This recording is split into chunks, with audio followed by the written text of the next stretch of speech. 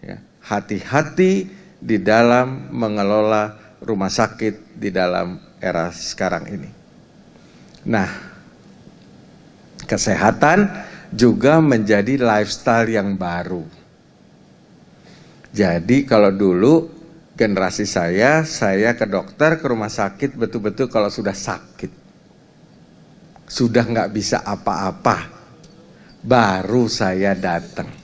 Kalau sekarang kesehatan itu sudah menjadi lifestyle yang baru. Ada tren klinik spesialis. Jadi kalau orang-orang yang kaya maunya datang di handle dengan khusus. Tenaga medisnya khusus, ya, orang yang nggak banyak perlakuannya khusus dan lain sebagainya. Ya. Demand asuransi kesehatan dan asuransi jiwa juga meningkat. Begitu juga alokasi belanja kesehatan meningkat. Bapak Ibu sekalian, ini sekedar gambaran. Makin maju sebuah negara, maka PDB sektor kesehatan makin lama menjadi makin tinggi. Saya ambil contoh, Amerika. Amerika PDB sektor kesehatannya itu 20%. Jadi total ekonomi Amerika 20%-nya itu kontribusi sektor kesehatan.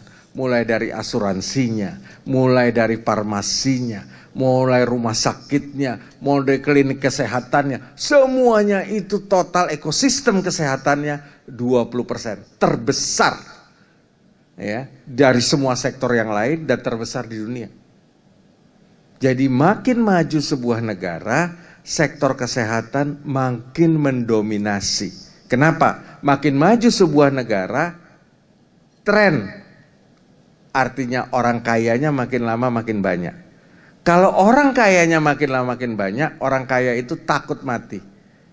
Lebih takut mati orang kaya daripada orang miskin. Percaya nggak? Nah, gitu. Nah, karena dia takut mati, dia mau mengeluarkan uang untuk menjaga supaya dia itu, ya, tidak cepat mati. Ya, jadi itu logika berpikirnya. Oleh karenanya makin maju sebuah negara, makin kaya negara itu, makin besar pengeluaran di sektor kesehatan. Ya. Nah, sehingga lifestyle-nya juga berubah. Nah, Bapak Ibu sekalian, tadi kalau kita bicara tentang disruption-nya, ya, kita udah ngerti nih. Oh ya, ini ada digital disruption, ada semua segala macam. Kan saya koki nih, dia bilang ini disruption, oke. Asal tahu dulu. Sekarang entrepreneur, karena rumah sakit kan ujungnya harus untung. Kalau rumah sakitnya rugi, ya, itu nggak bisa tumbuh, nggak bisa berkembang, nggak bisa melayani pasien dengan baik. Nah, dia bukan badan usaha namanya. Namanya badan usaha, hasil akhirnya harus untung. Ya. Namanya pelayanan, namanya itu semua segala macam, itu adalah alat untuk mencapai hasil akhir. Hasil akhirnya apa? Untuk. Jadi kalau ada pemimpin rumah sakit, wah kita nggak cari keuntungan kok. Ya. Berhenti aja namanya jadi kepala rumah sakit. Kenapa? Karena rumah sakit itu, ya, ada badan usaha.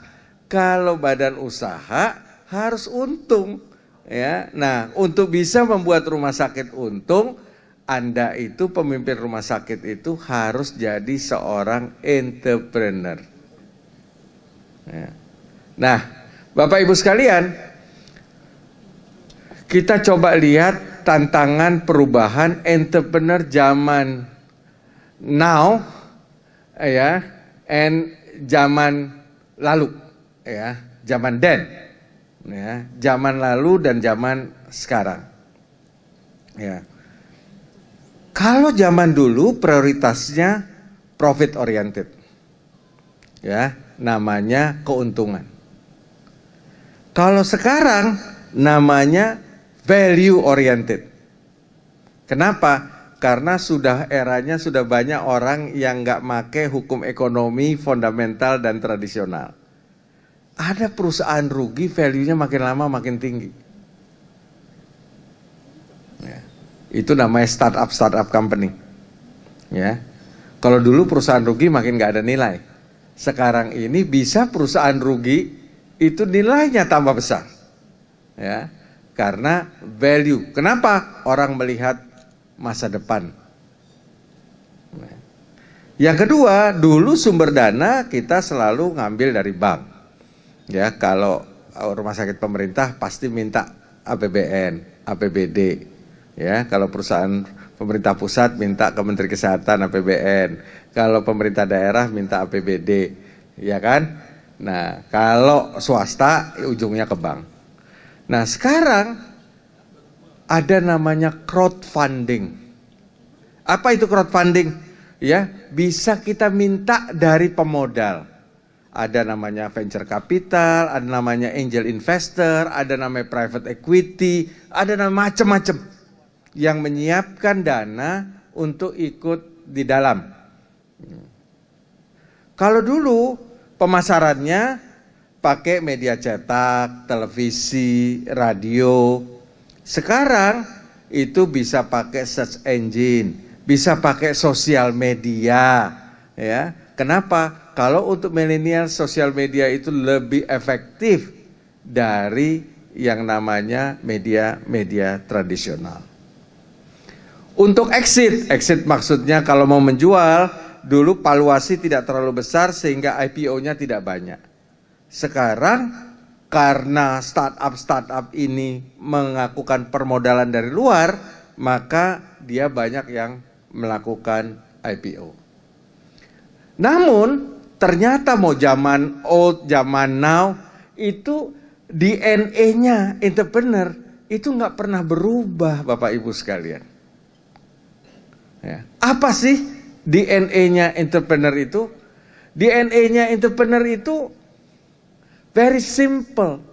Seorang entrepreneur itu adalah orang yang bisa membaca peluang. Ya.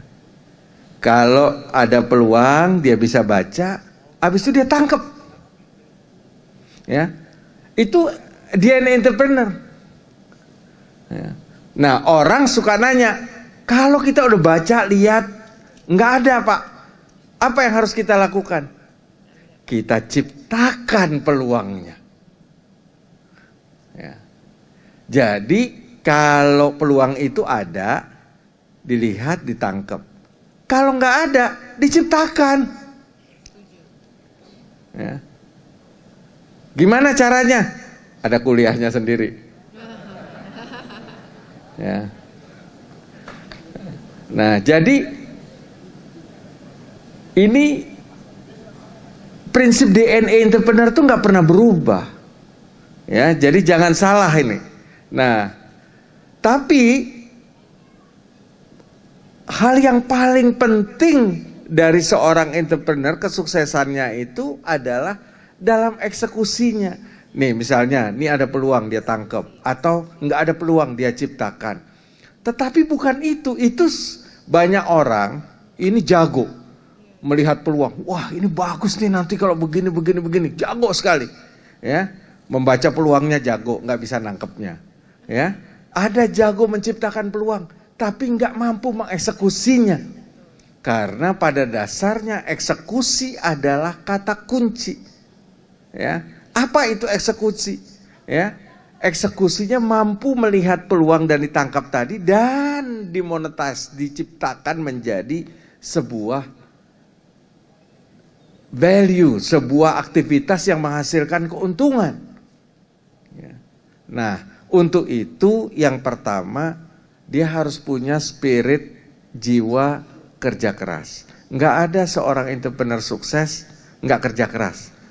Wah kerjanya baca koran, ngobrol kanan kiri, sukses. Enggak ada. Ya, semua Anda baca buku orang sukses, pasti pekerja keras. Kalau ada orang sukses yang tidak bekerja keras, ya, bawa saya bukunya. Gitu. Ya, saya bayar 200 juta. Enggak ada. Ya. Gitu. Menang lotre pun, ya, sekali, nggak ada orang menang lotre tiap bulan, kan nggak ada. Ya. Dan nggak ada orang sukses itu, entrepreneur sukses, orang yang gampang menyerah. Pasti orang yang kalau gagal jatuh dia bangun lagi, gagal jatuh dia bangun lagi, gagal jatuh dia bangun lagi, sampai kegagalan itu bosen datang sama dia. Bukan bosen karena bosen datangnya, tapi karena kegagalan itu dia selalu belajar dari kegagalan itu, ada learning proses, dia tidak mengulangi lagi sebab-sebab kegagalannya. Ya. Dan orang entrepreneur sejati yang sukses pasti dia sangat detail. Karena apa? Kata orang pintar itu, the devil is in the detail. Ya, jadi ini para manajer, pimpinan rumah sakit, pemilik rumah sakit, kalau Anda mau sukses, ini kuncinya. Ya, kerja keras, pantang nyerah, detail, dan tidak kompromi terhadap hasil akhir. Orang kita kecenderungannya udah segini, udahlah cukuplah, gini gua cukup, ngapain lagi sih, apa sih yang dicari di dunia? Ya. Bukan itu masalahnya, ya. Tetapi kesempurnaan milik Allah, milik Tuhan. Tetapi mencoba mencari sampai kesempurnaan, sampai batas limit kita, itu adalah kewajiban. Ya. Disiplin, ya, nggak ada entrepreneur sukses nggak disiplin, ya, rusak pasti. Ya. Dan perfeksionis, yaitu karena tidak kompromi terhadap hasil akhir, ya pasti dia perfeksionis. Ya. Nah, ini rumusan, ya, untuk bisa menjadi seorang entrepreneur yang sukses, atau pemimpin atau pemilik rumah sakit yang sukses. Ya. Nah, Bapak Ibu sekalian, entrepreneur itu pada dasarnya punya satu kata kunci: selalu membeli masa depan dengan harga sekarang. Buy the future with the present value. Kan kita udah tahu nih tren ke depan seperti apa. Nah, kalau udah tahu tren ke depan seperti apa, ya beli dong dari sekarang. Ya, jangan membeli masa lalu. Ya, seringkali kita ini melihat kesuksesan orang, ya, me too itu maksudnya meniru. Padahal kesuksesan dia itu endingnya sekarang. Misalnya ada satu media penerbitan, koran contohnya, sukses luar biasa, ya. Tiba-tiba Anda bilang, wah kalau dia bisa saya juga mau ikut bikin koran juga. Sekarang bikin koran sama saja gali kuburan, ya. Kenapa? Future-nya sudah digital. Ini contoh, ya. Jadi buy the future with the present value. Pasien kita ke depan tuh milenial, yang silent generation bentar lagi habis, ya. Baby boomer 10 tahun lagi habis, ya gitu. Nah, kalau you nggak invest di milenial, ya you nggak membeli masa depan dengan harga sekarang namanya.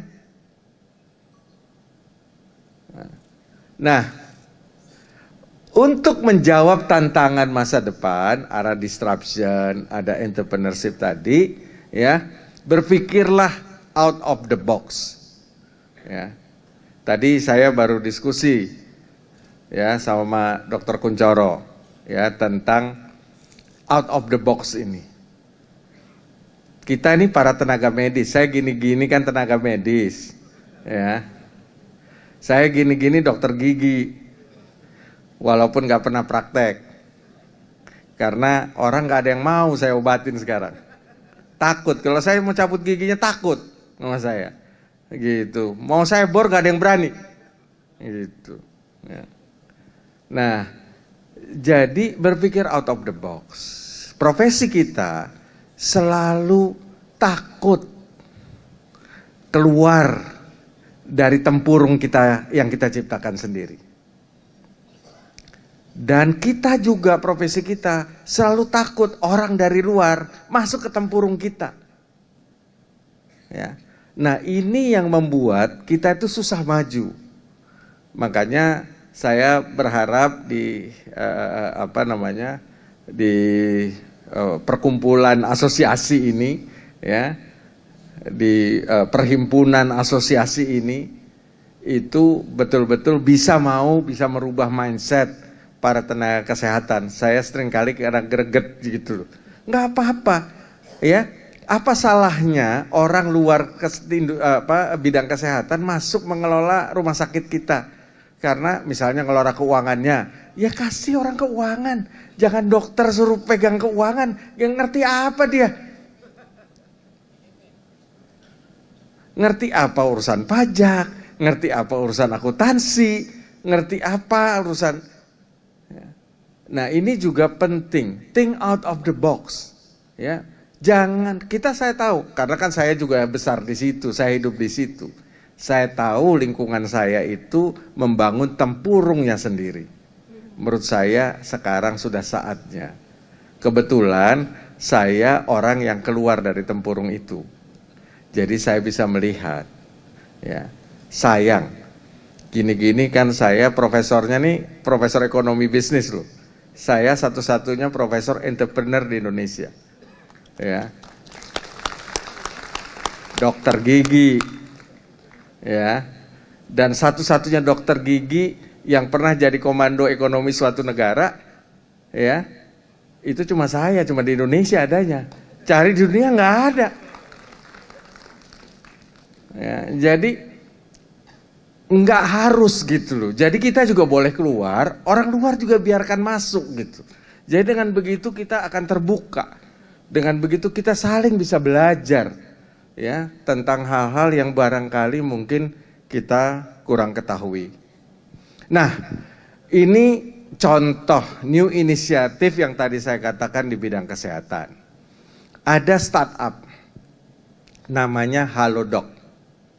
Sudah bekerja sama dengan 76 rumah sakit di Indonesia dan bekerja sama dengan Prodia Laboratorium, ya.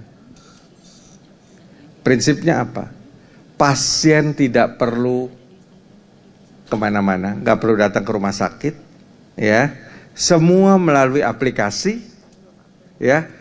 Dari mulai pemeriksaan labnya sampai obatnya tinggal datang di rumah. Nah, bayangkan ini akan bisa berubah terus dengan inovasinya, ya. Bayangkan kalau ini akan terus terjadi, di mana peran rumah sakit. Nah, tantangan ini harus dijawab oleh Bapak Ibu sekalian sebagai pemilik maupun pengelola rumah sakit. Karena kalau enggak, bahaya. Sama, ada e-commerce. Orang yang punya toko physically mesti menjawab tantangannya. Kenapa? Karena apa? E-commerce dengan dia disubsidi, ya, harganya lebih murah dari toko physically. Diantar ke rumah lagi. Nah, tantangan ini kalau tidak bisa dijawab oleh toko-toko yang physically tadi, ya hilang, mati. Begitu juga rumah sakit yang fisik-fisik tadi, kalau nggak bisa menjawab tantangan ini, ya mati. Nah, ini adalah sebuah keniscayaan. Ada sebuah perusahaan di Cina, ini salah satu perusahaan terbesar di Cina, ada dua perusahaan besar sekali di Cina, yang satu Tencent, satu Alibaba. Tencent itu kalau Bapak sekarang kan suka pakai WhatsApp. Nah, di Cina itu ada namanya WeChat. Nah, itu yang keluarin Tencent. Nah, dia itu sudah punya Tencent yang terkait dengan medical ecosystem, ada konsultan online-nya, ada klinik online-nya, ada perjanjian dokternya, ada sistem pembayarannya, ada medical insurance, dan dia juga melakukan invest di semua startup yang dia pikir ini akan menjadi masa depan. Ini artinya apa? Dia sudah membeli masa depan dengan harga sekarang. Dan perusahaan-perusahaan seperti ini akan merajalela di seluruh dunia.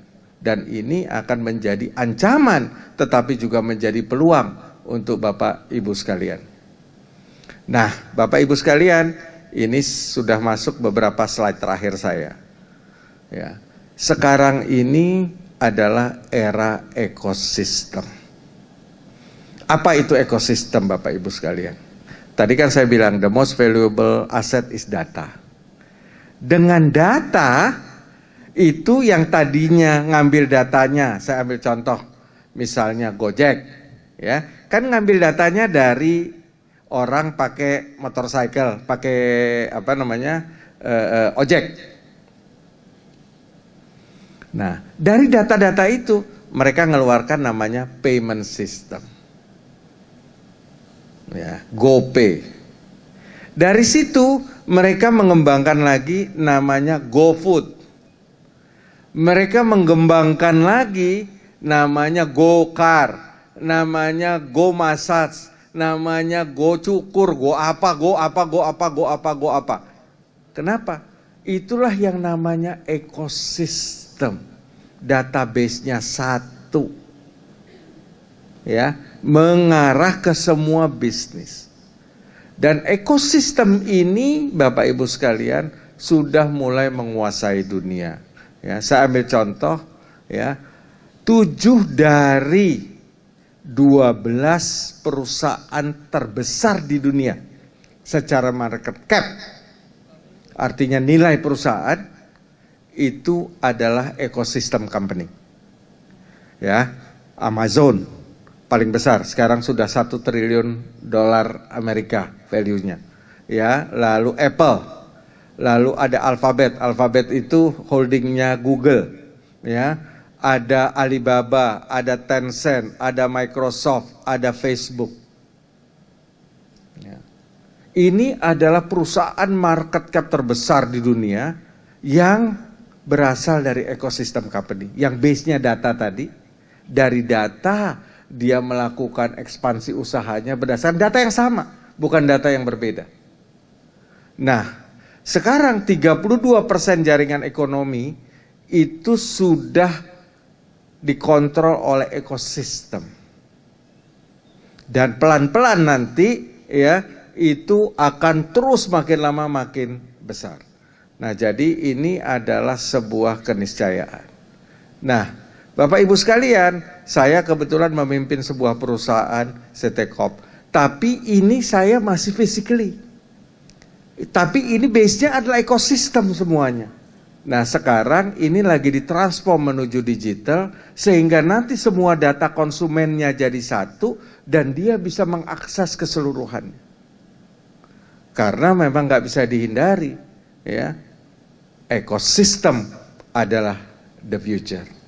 Nah, Bapak Ibu sekalian, kalau Bapak Ibu itu mengelola rumah sakit, jangan berpikir hanya rumah sakit. Karena Bapak Ibu harus berpikir ekosistemnya. Ya, kan di rumah sakit itu ya pasiennya ada orang yang datang. Ya, orang datang itu butuh souvenir, kembangkan retailnya. Ya, orang datang perlu bawa bunga, bawa buah, bawa semua segala macam. Yang nunggu butuh makan, buka restorannya. Ya, lalu ada apotek karena harus buka apoteknya. Ada laboratorium harus buka laboratoriumnya. Dan jangan cuma apotek laboratorium untuk rumah sakit only, tetapi juga untuk luar. Gitu, ya. Kan rumah sakit is a property business. Ya, buka juga propertinya, buka hotel, buka apartemen yang terkait dengan. Nah, ini semua menjadi sebuah ekosistem. Karena tren ke depan adalah segala sesuatunya mengarah kepada ekosistem. Jadi Bapak